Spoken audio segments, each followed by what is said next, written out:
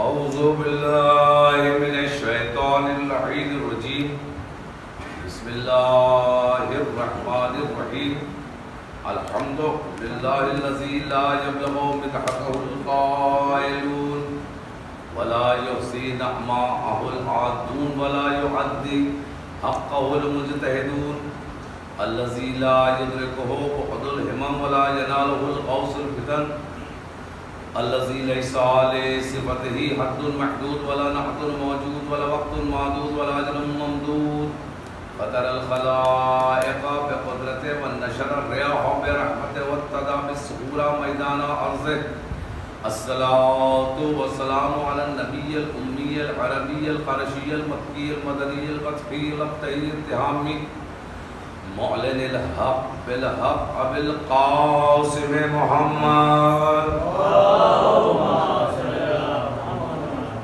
والصلاة والسلام على أهل بيته الطيبين الطاهرين المعصومين المظلومين الذين أذهب الله عنهم الرجس وطهرهم تطهيرا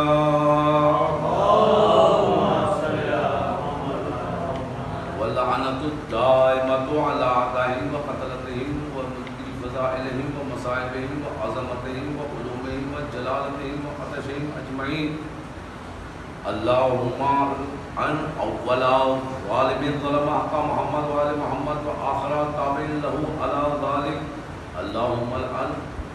اللهم عذبهم عذابا يستغيث منه أهل النار آمين يا رب العالمين من الآن إلى قيام يوم الدين أما بعد فقد قال رسول الله صلى الله عليه وآله وسلم إن الحسين مصباح الهدى وسفينة النجاة صلوات حضرات رسول اکرم کی مشہور و معروف حدیث ہے جس میں آپ نے عظمت امام حسین علیہ السلام بیان کرتے ہیں اور اسی کی پیش نظر متعدد مواقع پر متعدد احادیث ارشاد فرمائی انہیں میں کی یہ اہم ترین حدیث ہے جس میں آپ نے ارشاد فرمایا کہ ان الحسین مصباح الہدی و سفینۃ النجاۃ، یقیناً حسین ہدایت کا چراغ ہے اور نجات کا سفینہ ہے۔ بات رسول کی ہے لیکن یہ پہلے رسول نہیں ہے، یہ اوسط رسول نہیں ہے، بلکہ یہ خاتم النبیین بن گیا، جن کے بارے میں قرآن نے بتایا کہ ان کا صرف ایک نام نہیں ہے بلکہ متعدد نام ہیں، ان ناموں کو گنوایا ہے اللہ نے قرآن میں۔ آپ قرآن مجید کی تلاوت کیجیے تو بائے بسم اللہ سے لے کر والناس کی سین تک جب پورے قرآن کی آپ تلاوت کریں گے تو آپ کو یہ اندازہ ہوگا کہ اللہ نے اپنے حبیب کو کس شاندار طریقے سے بشروایا۔ کبھی طٰہٰ کہہ کے پکارا، کبھی یاسین کہا، کبھی مدثر کہا، کبھی مدبر کہا، کبھی مفکر کہا، کبھی سید الوسیل کہا، کبھی خاتم النبیین کہا، کبھی رحمت للعالمین کہا، اور یہی نہیں بلکہ نام لے کر کہا وما محمد الا رسول، محمد کچھ ہے نہیں سوائے اس کے کہ اللہ کے بھیجے ہوئے رسول ہے، پیغام لانے والے ہیں۔ اور اس کے بعد محمد کا، رسول خدا کا ایک معیار قائم کر دیا اللہ نے، اور وہ معیار کیا تھا؟ معیار سورہ نجم کی 3 آیت سے پتہ چلتا ہے، اور وہ معیار قائم کرنا اس لیے بھی ضروری تھا، وہ معیار قائم کرنا اس لیے بھی ضروری تھا تاکہ لوگ ان کو اپنے جیسا بشر نہ سمجھنے لگے، اپنا بڑا بھائی نہ کہنے لگے۔ اور وہ معیار کیا تھا؟ ما ینطق عن الہوی ان ہوا الا وحی یوحی۔ تم لوگ اس بات کو سمجھ لو کہ یہ محمد اپنی طرف سے کچھ نہیں کہتا ہے بلکہ یہ وہی کرتا ہے کہ جو وحی کا اشارہ ہوتا ہے، جو اللہ ارشاد کرتا ہے وہی اسی پہ یہ عمل کرتے ہیں، اور جو یہ کرتے ہیں وہی اللہ کو پسند ہوتا ہے۔ اسی لیے تو اللہ نے اپنا حبیب کہا۔ اچھا معاملہ یہ ہے کہ چھوٹا بڑے کی عزت کرتا ہے، یہ سمجھایا کہ ایک طریقہ ہے، ہمیشہ تعظیم کرتا ہے، لیکن بڑا چھوٹے کی تعظیم وہ چھوٹے کے حساب سے کرتا ہے۔ اللہ چونکہ سب سے بڑا اور اس کو اپنے حبیب سے بے پناہ مودت تھی،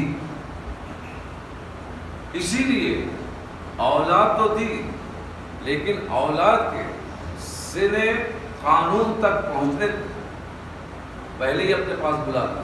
اس کی وجہ کیا تھی؟ اللہ چاہتا تھا کہ جس طریقے سے رسول ہر وقت اس کی یاد میں مغرق رہتے ہیں، ڈوبے ہوئے رہتے ہیں، تو اس میں کوئی کمی نہ آنے پائے۔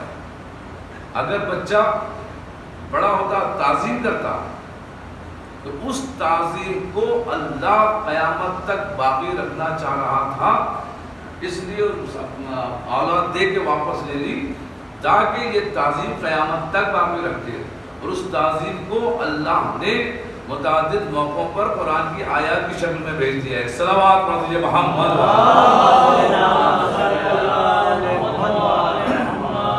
جتنی محبت اللہ کے رسول کو اللہ سے تھی اتنی ہی محبت اللہ کے رسول کو حسین سے تھی۔ اللہ اکبر۔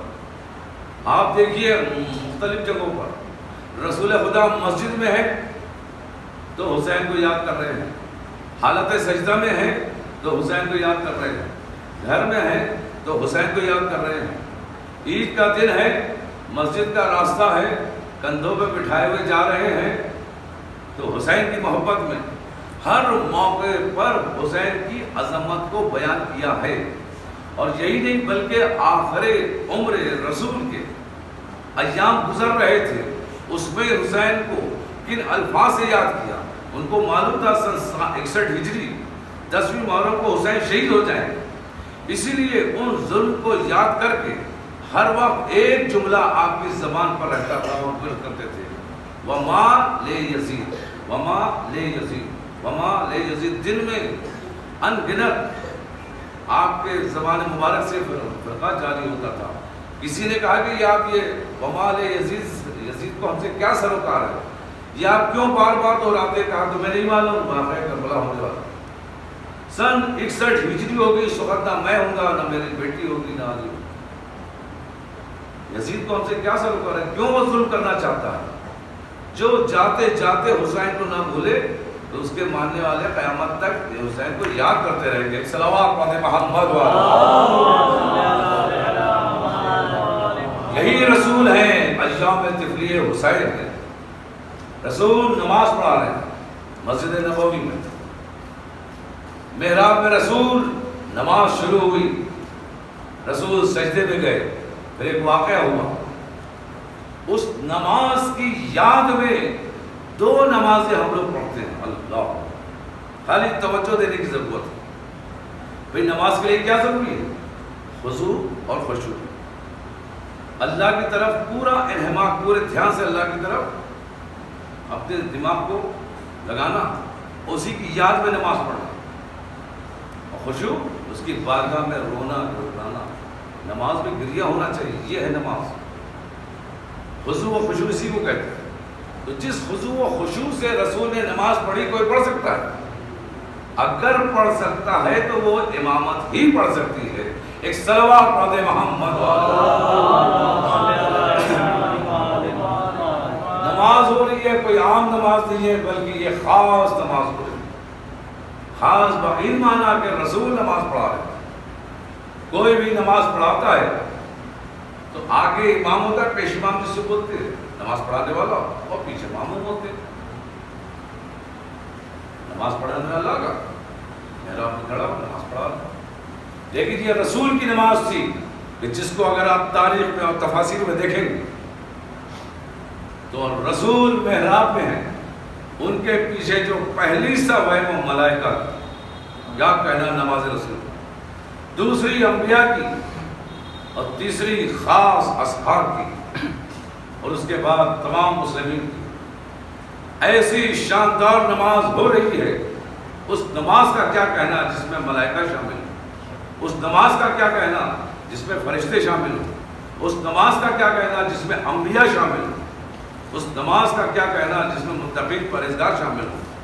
مسجد جھلک رہی ہے، ایک 4 یا 5 سال کا بچہ مسجد کے صدر دروازے پہ آتا، دیکھا مسجد بھری ہوئی ہے، اب اگر اس کو امام سے ملنا ہے تو نماز کے ختم ہونے کا انتظار کرے گا، لیکن انتظار وہ کرتے ہیں کہ جن کے ہاتھ میں وقت نہیں ہوتا ہے، جس کے اختیار میں وقت ہو، ساعتیں ہوں، وہ انتظار نہیں کرتا، بلکہ مسجد کے دروازے پہ کھڑے ہو کے ایک مرتبہ محراب کی طرف دیکھا، اور اس کے بعد نمازیوں کی طرف دیکھا، پھر اس کے بعد جب سجدے میں سب کے سب تھے تو پشت پر سوار ہو کر وہ بچہ چلا، کدھر چلا؟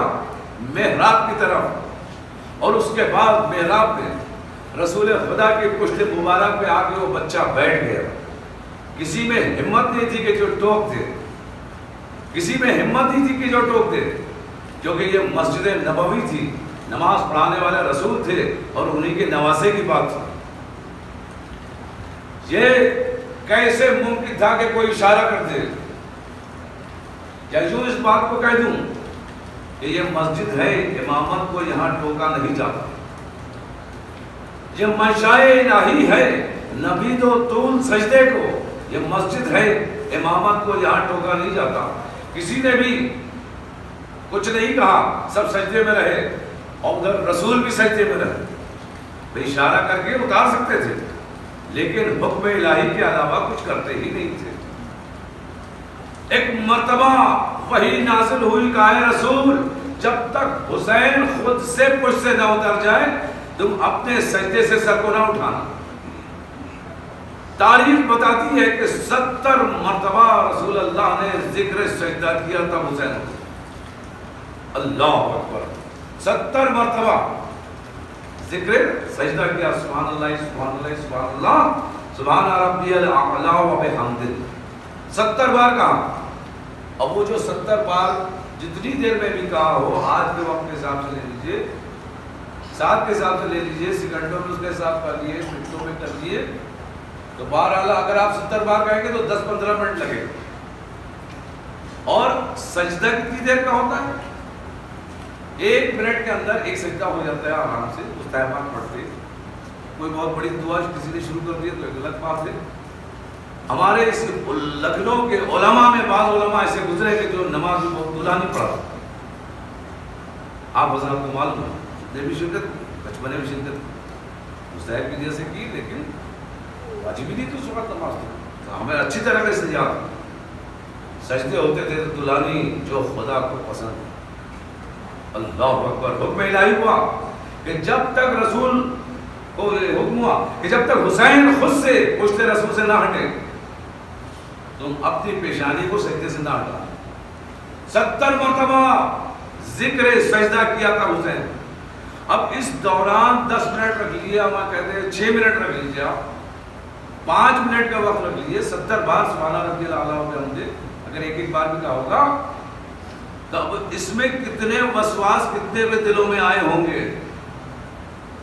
اور وسواس والے تو ایسے تھے کہ رسول کی حدیث سن کے بھی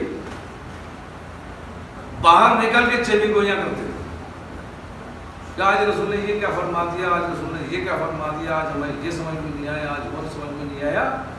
یہ ساری باتیں کوئی وہ نہیں کرتے تھے کہ نادان ہو یا عقلی نہ ہو، یہ سب عقل مند شر پسند لوگ تھے جو جا کر یہ سب کرتے تھے۔ اور ہندی کا ایک لفظ ہے षड्यंत्र رچتے، سازشیں کرتے تھے۔ اللہ اکبر، ایسے ایسے لوگوں کے لیے کیا کہا جائے، سب کے سب موجود تھے اس نماز میں۔ اب آپ یہ دیکھیے کہ جب اگر کوئی بچہ مسجد میں آئے، بھری ہوئی مسجد ہو، اگر پشت پہ سوار ہو اور سب کی پشت سے ہوتا ہوا محراب کی طرف جا رہا ہو، اس کا مطلب کیا ہوا کہ جو لوگ سب سے پیچھے نماز پڑھ رہے تھے پہلے ان کی پشت پر پیر رکھے گا تبھی تو سوار ہوگا۔ اب حسین جب اس انداز سے چلے تو سب سے پہلے جو منظر یہ دیکھا گیا کہ حسین ان نمازیوں سے افضل نظر آ رہا ہے، اور یہی نہیں ہے، وہ رسول کی نماز ہے۔ پہلے مسلمانوں اور نمازیوں کے پشت پہ پیر رکھا، اس کے بعد نمبر آیا کن کا؟ متقین کا، پرہیزگاروں کا، پھر انبیاء کا، پھر ملائکہ کا، پھر پشتے رسول پہ آئے. تو اس کا کیا مطلب ہوا؟ حسین کی عظمت سمجھانا ہے تو اس نماز سے سمجھ لو کہ حسین اپنے نبی کے یعنی آخری نبی کے نواسے نہیں ہیں، بلکہ اللہ ان کی عظمت کو سمجھا رہا ہے، اور وحی کے ذریعے رسول کو اشارہ ہو رہا ہے کہ حسین جب تک خود سے نہ ہٹے نہ ہٹنا. ایک صلوات پڑھ دے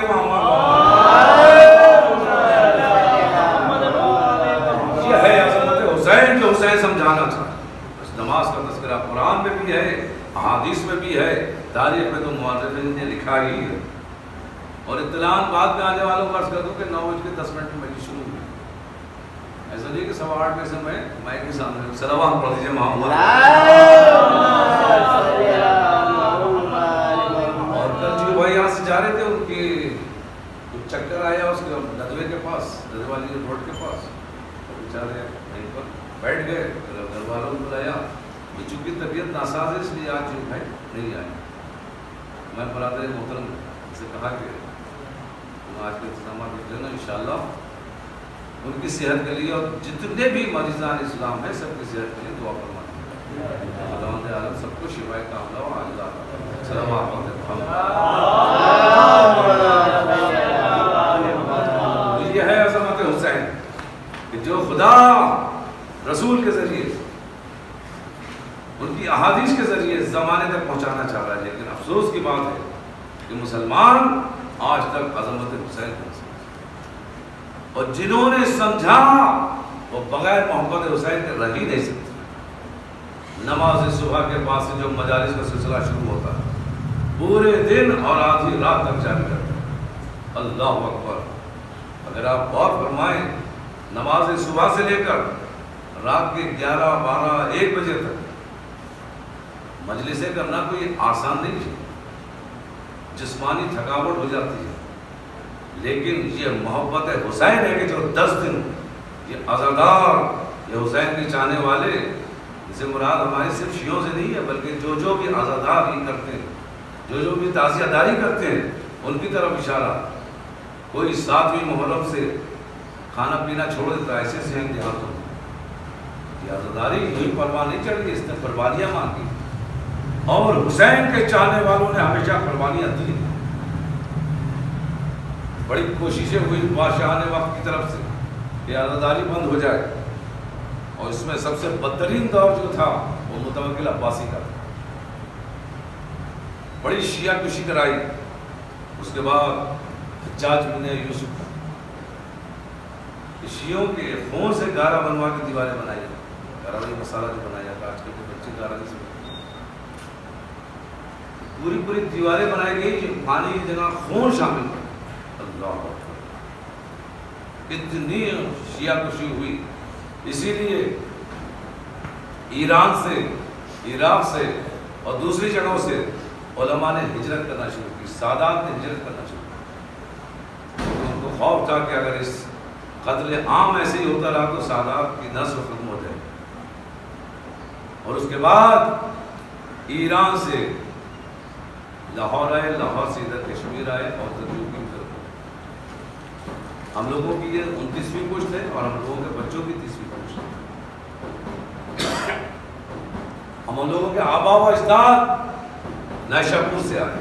موسوی سادات کی بات بتا رہا ہوں جن کی تعداد پوری دنیا میں سب سے کم ہے. سادات رضوی، سادات نقوی یہ یہاں زیادہ تعداد میں ملیں گے اور ہر جگہ ہیں. ایران میں سادات حسینی اکثریت میں ہے. جس آیت اللہ کے نام جا کے دیکھیے حسینی سادات. اور نصابہ عرب بھی ایک سے ایک موجود ہیں کہ جنہوں نے شجر چھاپے، اور ان میں آپ کے کشمیر کے بہت مشہور و معروف عالم دین تھے آقا صفوی صاحب، جنہوں نے شجرہ لکھا ہے. نصابہ عرب یوں نہیں نصابہ کہتے ہیں. آپ نے ایک نصابہ عرب کو سنا ہے، تاریخ کے بہت مشہور جناب عقیل علیہ السلام. انہی کی پیروی کرتے ہوئے اللہ نے کچھ لوگوں کو ہدایت دی نصابہ بننے کی. نصابہ یعنی حسب نظر، جس کو پورا معلوم ہو، پورا شجرہ معلوم ہو کہ کون کس کی نسل سے ہے، کون کس امام کی نسل سے آگے اس کی نسل بڑی ہو. وہ ان میں ایک آیت اللہ العظمی مرحوم شہاب الدین مرشی نجفی صاحب نصب ہے، اتنے نام یاد رکھنا. ان کا کمال یہ تھا،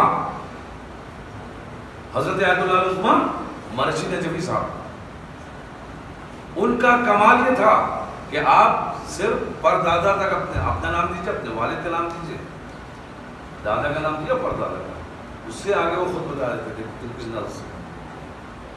تو ظاہر سی بات ہے جب ان کو اتنا معلوم تھا تو وہ یہ بھی بتا دیتے تھے کون سادات ہے اور کون سادات نہیں. اگر کوئی بنا ہوا سادات پہنچ جاتا تھا تو اس کو بھی اشارہ فرما دیتے تھے کہ بہت بڑا گناہ کر رہے ہو تم، سادات نہیں ہے اور سادات دکھ رہا ہے یہ کر رہا ہے، یا سہم سادات دینے کے چکر میں ہیں کچھ لوگ جو ہیں ان کی طرف اشارہ کرو اور ان تک یہ بات پہنچائیے گا کہ کالا ماما رکھنے سے کوئی سید نہیں ہو جاتا. ایران نے ایک سے ایک سادات دیکھے ہیں کہ جو ان کو یقین نہیں تھا کہ وہ سادات ہیں تو وہ سفید امامہ لگاتے تھے. جتنے بھی آپ قم المقدسہ جائیں جہاں حوض علمیہ ہے، جس طرف دیکھیے گا درس کے وقت یعنی صبح 7 بجے سے 12 بجے تک اذان ظہر تک جتنے بھی طرف دیکھیے گا سفید امامے زیادہ نظر آئیں گے، کالے کم نظر آتے ہیں. جس کو بھی سفید امامہ لگاتے دیکھتے تھے اس کا دادا کا نام پوچھتے تھے، پر دادا کا نام پوچھتے تھے. اور احتیاط دیکھیے، احتیاط بتا رہا ہوں. بلایا کہ تمہارا نام کیا ہے؟ اب اس کو معلوم نہیں کہے کے لیے بلا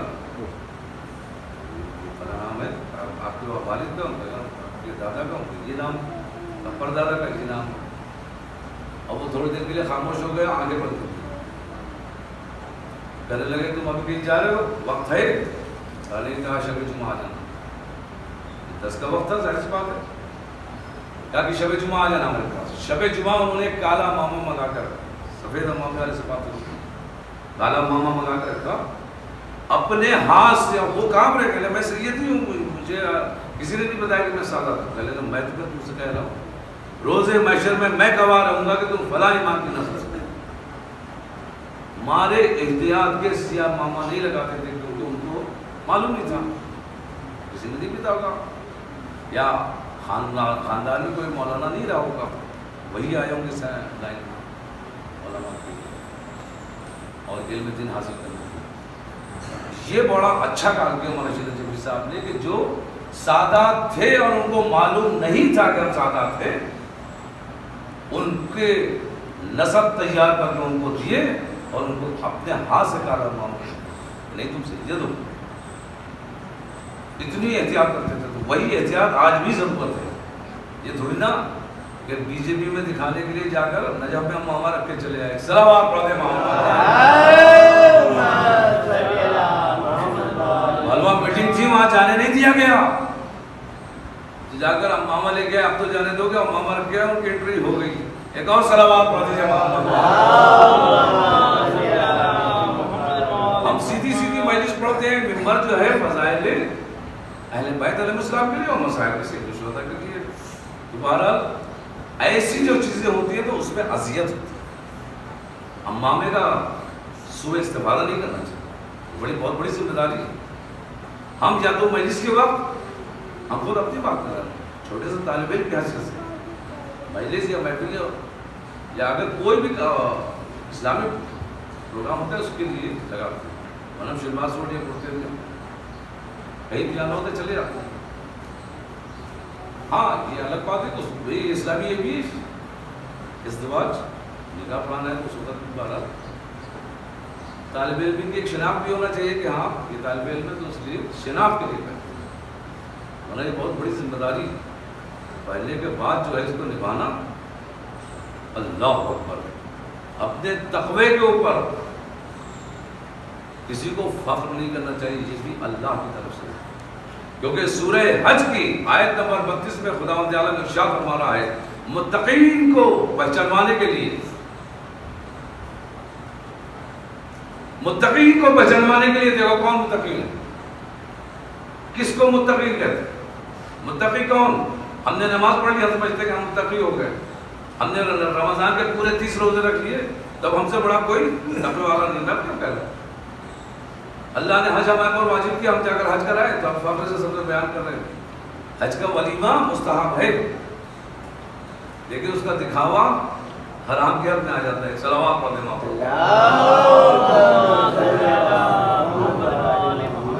ہم نماز پڑھنے سے پابندی سے 17 رکعت پڑھ لی اور پھر مستحبات اور پڑھ لی 34 رکعت، 51 رکعت نماز پڑھ لی، اپنے کو مومن سمجھنے لگے، بہت بڑے متقی سمجھنے لگے. اللہ کی نظر میں ہے کہ نہیں یہ دیکھنا چاہیے. جو ہم نے نماز پڑھی وہ اللہ کو پسند ہے یا نہیں؟ کیا کوئی یہ کہہ سکتا ہے کہ آج کی ہماری فلاں نماز صبح کی آج پڑھ کے آئے تو قبول ہوگی؟ گارنٹی سے کوئی نہیں کہہ سکتا. ظہرین کی بھی نماز پڑھیں گے، کیا کوئی کہہ سکتا ہے دعوے کے ساتھ آج کی ظہر کی ہماری قبول ہو گئی یا عصر کی قبول ہو گئی؟ یہ میں آپ لوگوں سے نہیں کہہ رہا ہوں، عالم اسلام سے مخاطب ہوں. کسی بھی فرقے کا کوئی بھی شخص کوئی بھی نمازی دعوے سے یہ نہیں کہہ سکتا ہے کہ اس کی نماز قبول ہو گئی. لیکن الحمدللہ یہ فضل اور یہ امتیاز فقہ جعفریہ والوں کو حاصل ہے کہ ہم دعوے کے ساتھ کہہ سکتے ہیں کہ آج کی نماز اللہ نے قبول کر لی. کیوں؟ کیونکہ روایتوں میں ہم نے دیکھا ہے کہ چھٹے امام جعفر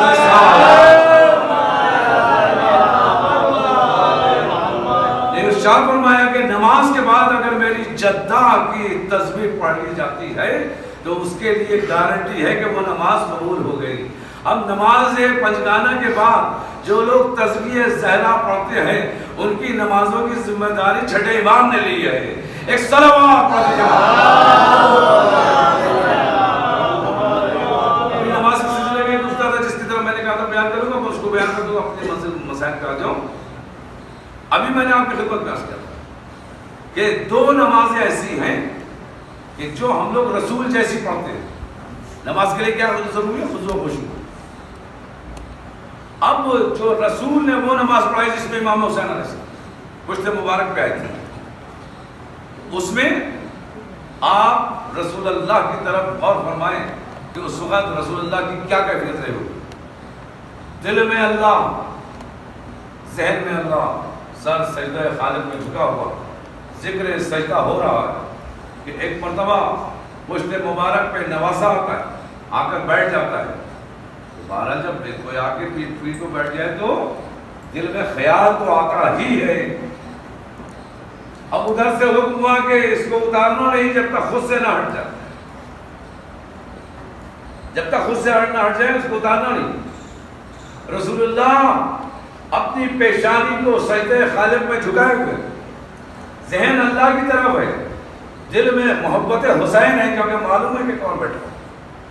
اس کیفیت کی 2 نمازیں ہم لوگ پڑھتے ہیں پورے سال میں، اور جس کا یقین کامل ہے کہ وہ بھی قبول ہوتی ہیں.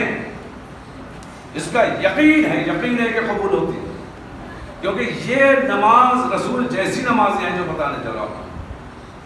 2 نمازیں ایسی ہیں، رسول اللہ کا ذہن اللہ کی طرف، دل میں محبت حسین، خیال آ رہا ہے حسین کا. ایسی 2 نمازیں ہیں. پہلی نماز 19ویں رمضان کی صبح کی ہے کہ ہم لوگ نماز صبح کے لیے کھڑے ہوتے ہیں اور اس کے بعد اس نماز میں گریہ شروع ہو جاتا ہے. کہے کے لیے ضربت علی کو یاد کرتے ہو، دل میں علی کا خیال ہے، ذہن میں خدا ہے، سر سجدہ خالق کو جھکاتے ہیں، رکوع کرتے ہیں، سجود کرتے ہیں. اللہ اکبر. اور دوسری نماز روز عاشورہ بوقت عصر. اللہ اکبر.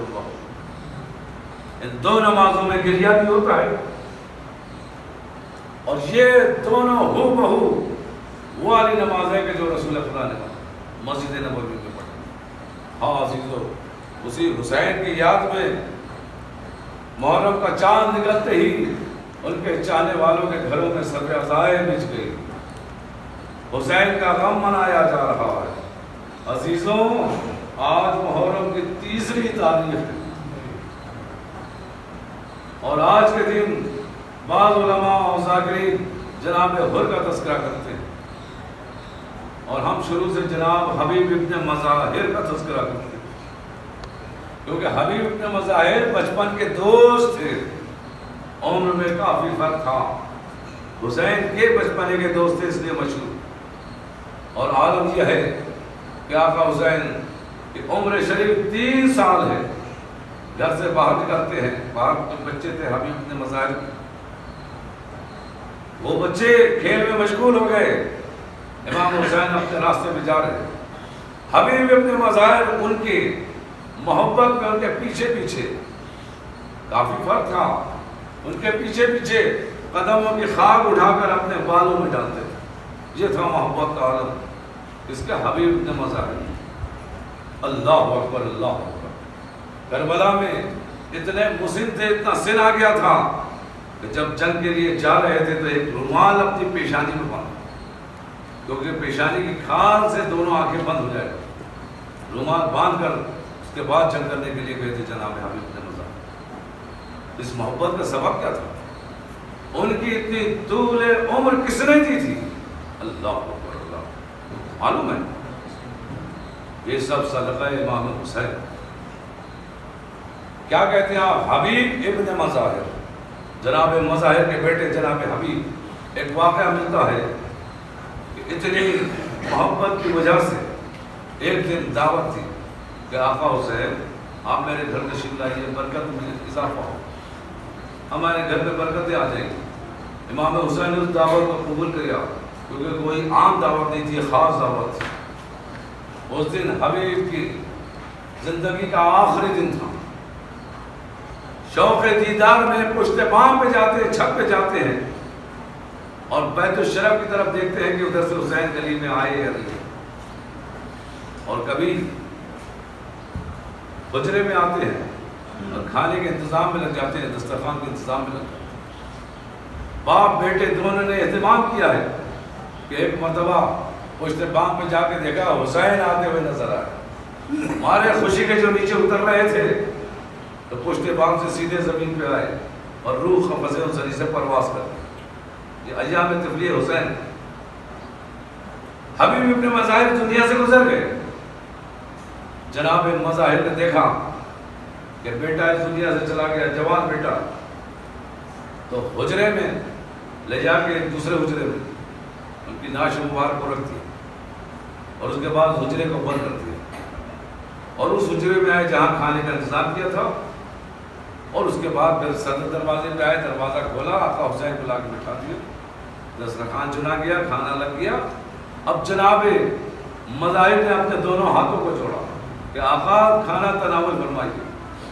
آقا حسین نے اپنے دائیں جانب دیکھا، بائیں جانب دیکھا، کہا کہ حبیب نظر نہیں آتے، بغیر ان کے کیسے کھانا؟ اب ضبط کے بندھن ٹوٹ گئے۔ جناب مظاہر نے فرمایا کہ آقا آپ شروع کیجئے، لیکن جب امام حسین نے آنکھوں میں آنسو دیکھے کہا کیا بات ہے اب مظاہر، آپ رو کیوں رہے؟ پورا واقعہ سنایا کہ آپ کے اشتہار میں چھت سے نیچے آ گئے تھے اور اس کے بعد ان کی رحلت ہو گئی۔ کہا کہاں ہے ان کی لاش؟ کہا حجرے میں ہے۔ کہا چلو ہم بھی چلتے ہیں۔ جناب امام حسین علیہ السلام آ گیا، حجرے کا دروازہ کھولا، دیکھا حبیب ہمیشہ کے لیے سو رہے۔ اللہ اکبر اللہ اکبر۔ آقا حسین سرانے گئے، اس کے بعد حبیب کو سر سے لے کے پیر تک ایک غور سے دیکھا تو کہا ایک جملہ فرمایا کہ حبیب تمہارا نام تو شہدائے کربلا میں لکھا ہوگا، تمہارا نام تو شہیدان کربلا کی فہرست میں ہے، ابھی تمہیں تو کربلا جانا ہے۔ ایک مرتبہ جو امام حسین نے اپنے ننھے ننھے چھوٹے چھوٹے ہاتھ بلند کر کے دعا کی تو حبیب ابن مظاہر نے آنکھیں کھولی اور یہ کہتے ہوئے اٹھے السلام علیکم یا ابا عبداللہ۔ دوسری حیات بخشنے والے حبیب کو حسین تھے۔ عزیزوں ادھر حسین جب کربلا پہنچ گئے، اس کے بعد لشکر ترتیب دے رہے حسین، 12 علم تھے، 11 لوگوں میں تقسیم کیے، ایک علم الگ اٹھا کے رکھ دیا۔ کسی صحابی نے پوچھا آقا حسین یہ علم آپ نے 12واں کسی کو نہیں دیا، الگ اٹھا کے رکھ دیا؟ کہا ان قریب میرا دوست حبیب ابن مظاہر آنے والا ہے، یہ علم اس کے لیے رکھا ہے۔ یہاں تک کہ حبیب کربلا پہنچے، جیسے ہی حبیب سے حسین کی ملاقات ہوئی، حبیب کے آنے کی خبر بی بی زینب کو ہوئی، ایک مرتبہ السلام کہلوایا، علی کی بیٹی بچپنے کے دوست کو سلام کہلوا رہی ہے۔ حسین کے دوست کو سلام پہلا رہی ہے، بھائی کے دوست کو سلام پہلا رہی ہے۔ اب جو بھی ابن مساعد نے سنا کہ علی کی بیٹی نے سلام پہلوایا ہے، اپنے دونوں ہاتھوں سے منہ پہ تماچے لگانے لگے۔ اللہ اللہ، آل محمد پہ ایسا وقت آ گیا کہ مجھ جیسے خادموں کو علی کی بیٹی سلام پہلوا رہی۔ سلام الذین ظلموا علی منقلب منقلبون لعن اللہ امة قتلتك ولعن اللہ امة ظلمتك ولعن اللہ امة سمعت بذلك وغفرت